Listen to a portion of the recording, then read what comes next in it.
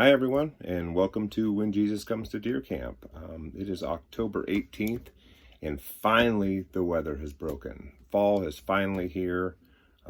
Temperatures today aren't going to get above the high 50s, and I'm starting to see movement. It's good weather. It's overcast. Actually took a couple days off to get out and finally get some hunting done. And full disclosure, I completely overslept this morning. Did not set my alarm clock right. I was so excited to go out in the morning, but that's okay. I had a couple errands to run, and I came out here. It's about pushing 2 o'clock, getting ready to go out for the afternoon hunt. Set a couple things up, but pretty excited. And now that the weather's broke, it's time for me to start getting more serious. And why do I say that? I say that because, as I mentioned before, I'm starting to see the signs. We've got cooler temps, the acorns are falling, there's lots of food around, starting to see rubs and scrapes popping up.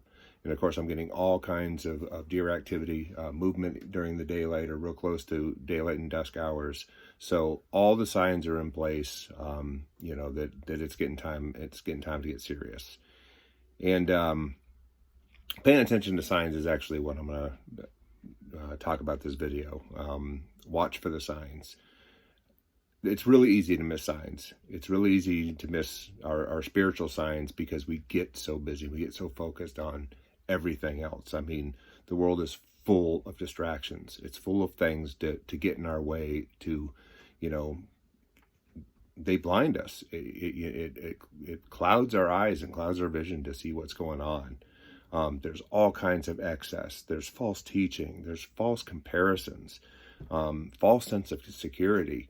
And we end up getting caught up in all these things and kind of running around so worried about ourselves that we're missing what season we're actually in. And I think it's a season of harvest. I think the time is near. I think it's getting close. That we really, really have to be pushing in and working really hard on getting souls, for God's kingdom. This world's just spinning out of control.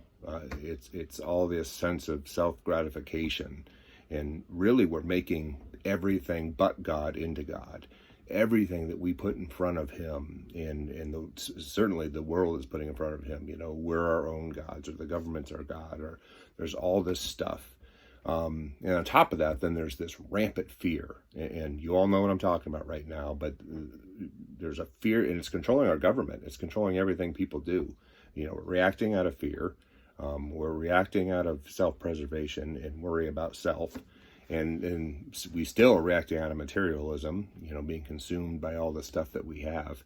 And it ends up that we keep being reliant on a system that is so fragile, and it's false. It's a lie. It's a lie that uses fear and materialism and a bloated sense of self to control us. But I'm not worried about all that because I know God's still on the throne. I mean, that's the reality. And I personally think, this is my opinion, that the time is coming. The time is coming soon where He's going to say enough. He's going to declare it is done, and He's going to send Jesus back to His rightful place. And at that time, we're going to have a reckoning. We're going to have a reckoning. We're going to have a judgment on what we did, and every word that we did, every action that we took. And my hope that part of my judgment, a part of my, offering at that time is I have a harvest of souls, people that I have reached out and touched.